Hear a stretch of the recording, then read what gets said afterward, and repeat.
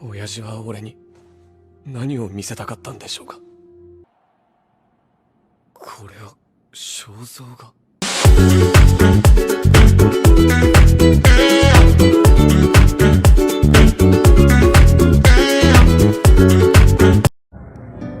TikTok. Siapa yang tak asing dengan aplikasi satu ini? Ya, aplikasi video yang diluncurkan pada tahun 2016 ini memang sudah menjadi wabah bagi banyak orang, mulai dari anak-anak hingga orang dewasa.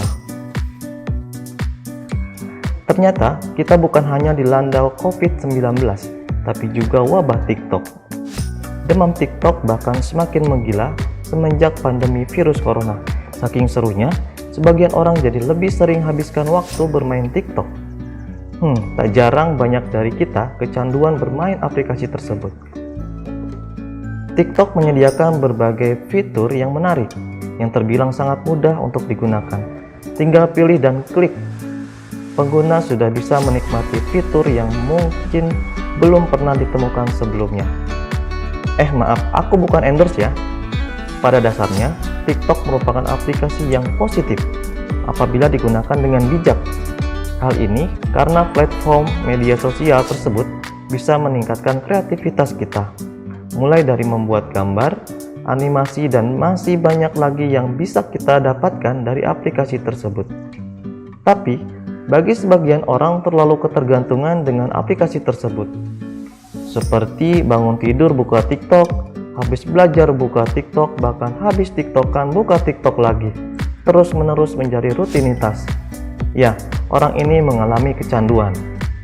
Secara sains, ternyata ada alasan menarik yang dapat menjelaskan keinginan tidak terkendali untuk saat seseorang bermain media sosial seperti TikTok.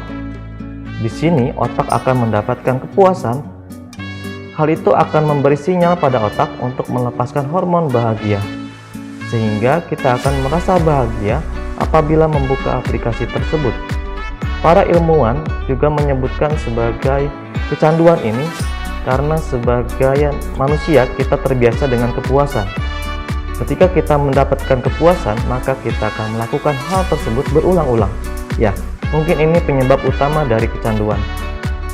Ketika mencoba suatu zat atau aktivitas tertentu, beberapa orang mungkin akan menghindarinya, dan beberapa orang yang lain bisa menjadi ketagihan. Hal ini dipengaruhi oleh lobus frontal otak yang memungkinkan seseorang untuk menunda perasaan puas pada suatu hal. Jadi, kalau kita belum buka TikTok hari ini akan merasa ada yang kurang dalam hidup kita.